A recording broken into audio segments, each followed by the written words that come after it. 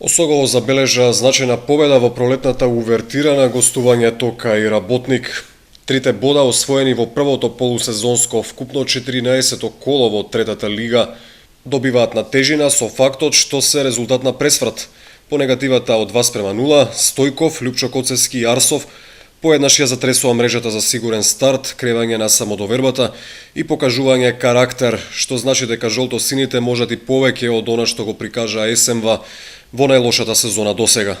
Останати резултати од 14-тото коло: Баби Карвинци 4:0, Чешиново Беласица 1:5, Каменица Саса Плачковица 1:0, Напредок Здравје Радово Тракања 3:2, а Стибо Брегалница Голак 1:3 и Слоугели 934 Рудар 5:1.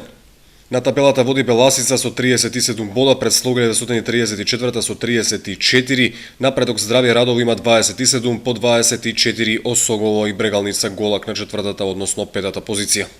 Дебакал на КМФ Кочани во 13-тото коло од втората македонска футсал лига. Во Прилеп против лидерот Хедис Кочани 8:0, полувреме 1:0.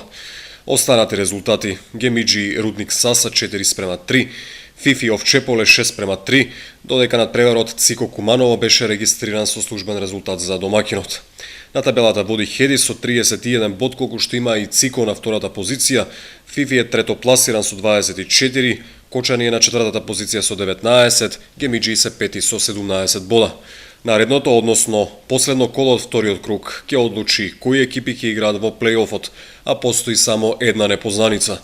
Веќе се сигурни Хедис, Цико и Фифи се води борба за четвртото место помеѓу КМФ Кочани и КМФ Гемиджи. Продолжува апсолутната доминација на двете женски екипи. Кочани оствари тешка победа на гостувањето во Битола против Конзули, додека иднина се според очекувањата лесно пред својата публика дојде до нови 3 бода во 14-тото коло од женската фудбалска лига. Останати резултати: Ас Юнајтед единство 3:0, Борец Билјанин Извори 13:0 и Тиверија и Статов победа Куманово 13:1. Слободна беше екипата на Речица. На табелата водат Кочани и иднина се со 39 бода, Тиверија е трета со 33, Борец четврти со 29, на петата позиција се Конзули со 24.